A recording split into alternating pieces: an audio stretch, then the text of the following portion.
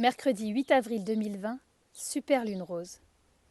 J'aurais dû la voir la nuit dernière, la super lune rose dans le ciel de Saint-Antoine-l'Abbaye. J'aurais dû. L'usage du conditionnel est entré dans nos existences troublées, nous qui sommes tant habitués à utiliser le futur. Le conditionnel étant le temps de l'enfance. Je serais une super héroïne, et toi, tu aurais besoin de moi, et moi, je te sauverai. Le conditionnel appartient désormais aux adultes. Le conditionnel devenu le temps de l'incertitude. J'aurais dû me lever tôt, très tôt ce lundi 6 avril, trouver une bonne âme bretonne pour m'emmener à la gare de Guingamp, et aux aurores prendre le TGV, changer de gare à Paris. J'aurais pesté, soufflé, demandé 1000 fois pardon dans le métro. À la gare de Lyon, j'aurais composté mon second billet de TGV, et la campagne défilant sous mes yeux, j'aurais apprécié le changement de décor, le ciel bleu tranchant avec le vert printanier des paysages du sud.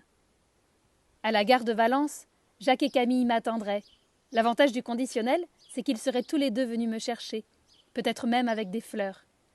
Et je n'aurais sans doute pas boudé mon enthousiasme quand nous aurions passé le panneau Saint-Antoine-l'Abbaye.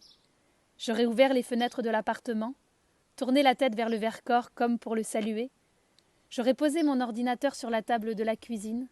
J'aurais mis la bouilloire à chauffer, et j'aurais écrit un texte au présent avant d'aller saluer les Antonins et les Antonines rencontrés cet hiver et qu'il me tarderait de retrouver ce printemps. Et nous en revenons toujours à la même chose, la concordance des temps. Je me suis réveillée très tôt ce lundi 6 avril. J'ai franchi la porte d'entrée de la petite maison bretonne, j'en ai fait le tour en tirant ma valise à roulettes, et je suis entrée à nouveau par la porte-fenêtre. J'ai ouvert mon ordinateur sur la table de la cuisine et je me suis mise à écrire. Je suis arrivée. La mer a pris la place des vallons antonins, l'horizon maritime les contreforts du Vercors.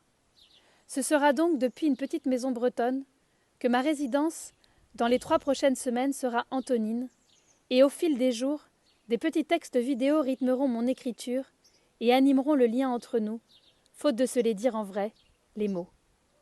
Hier, j'ai vu dans le ciel la super lune rose, et soudain j'ai eu la certitude que la plus grosse pleine lune de l'année 2020 rayonnerait dans le monde entier, et l'usage du conditionnel a un instant mis de la douceur dans ma nuit, parce que, la tête penchée en arrière, j'aurais dû voir la super lune rose, et je l'ai vue.